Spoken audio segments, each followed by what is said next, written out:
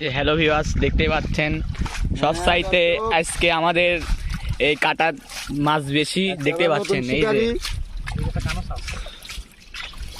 এই যে দেখতে পাচ্ছেন এই যে মাছের লাফালাফি দেখুন, জাস্ট অল্প একটু মাছ বাছার নমুনা।